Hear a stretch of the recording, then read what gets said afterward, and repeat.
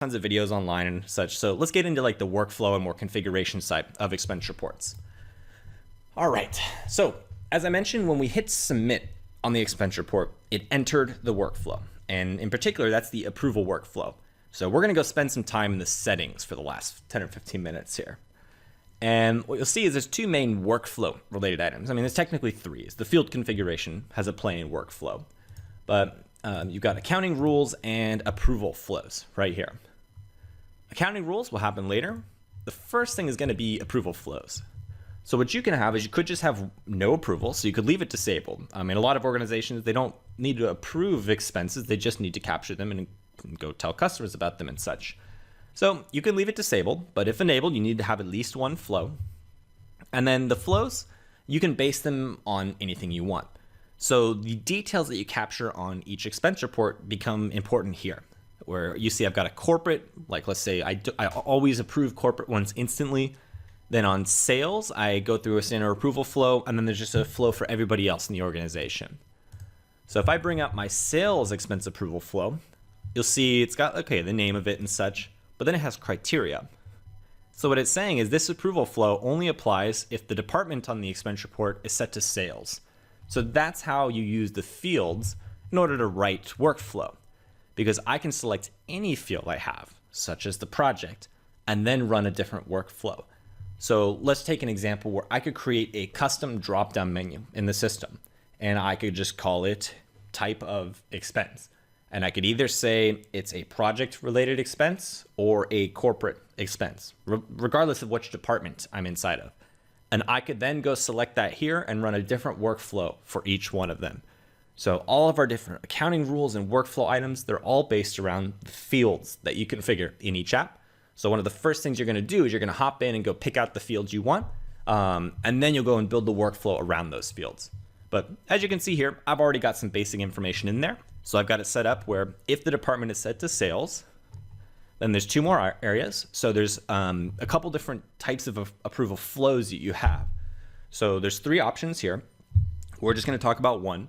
So the employee manager based on spend limit basically says when you add an employee, you'll pick who their manager is, what department they're in, and everything like that.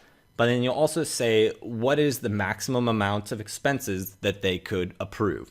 So what'll happen is if an expense is submitted for their approval, if they're the manager of somebody, but that expense exceeds their amount, they will be allowed to approve it, but then it would get passed on. It would have to keep going up the chain until somebody with the sufficient level of a spend limit is able to approve that expense.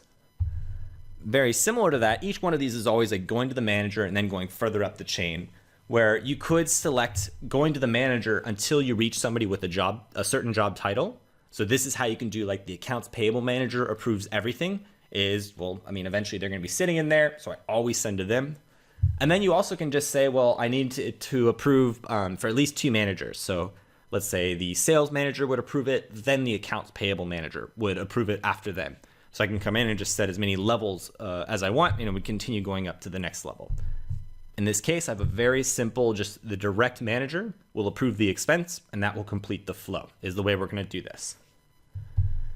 So then what you have is the automations that you can do on each action. So the actions are when it's submitted or resubmitted, or when it's marked as approved, or when it's marked as rejected. I can now perform standard actions, and there's two actions you can perform. So you'll see I've got one of each. So basically I update a field, and then I also send an email. So let's just look at these two real quick. So just like I can write criteria using any of the fields, I can go and I can update any one of the fields automatically. So in this case, I'm updating the status to be submitted when somebody submits it. Pretty straightforward. You could come through and do some other crazier stuff if you want. Then I can come through and I can send an email. So in this case, you could go send an email like always to a standard person, or you could also use what's called attribute. So I've got mine just set up in a test config where Lori gets everything, but you'll see that I can come in and I can say the initial employee who submitted it should receive that email. Or maybe the customer should receive an email that a new expense has just been approved. So I can actually go and I can have multiple emails sent out where maybe in this case, we tell Lori that the expense has been approved. We also tell the employee who submitted it that the expense has been approved. We also tell the customer who the expense is related to that the expense has been approved.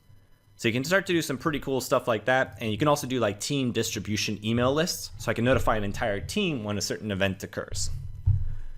So this is just kind of based on the standard workflow technology. But then looking through the way that this gets routed, the way I've got this constructed is it'll basically just it'll get submitted from Edna to Lori, which we saw that right now. It's sitting inside of Lori's queue for approval. Now, when Lori approves it, there should be an email sent out.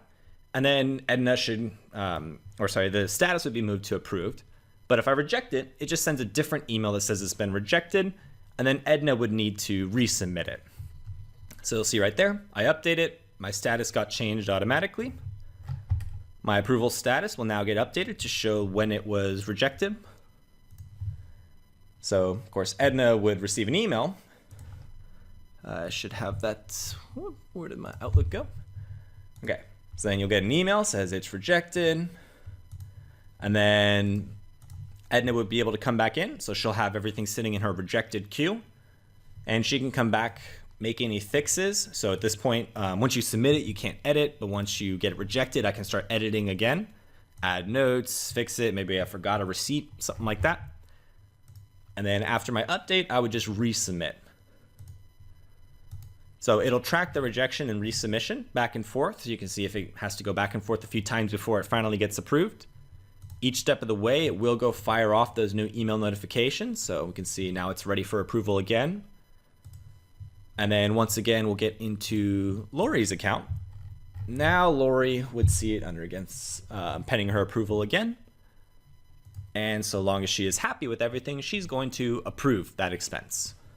So this is where we'd go through the multiple notifications. We could shoot it off to the customer, the manager. We could notify everybody involved. And normally that would basically end the expense report. I mean, there's really two more parts of it. And these will also be based on how you configure it for your company. So one is the reimbursement. Assuming that this wasn't already done with like a company credit card or something. Like let's just say if I was using my corporate Amex card and everything's paid by the company, there's no reimbursement tracking involved. It's simply a matter of from the finance side paying the credit card. But then there's also the question of actually doing the accounting side.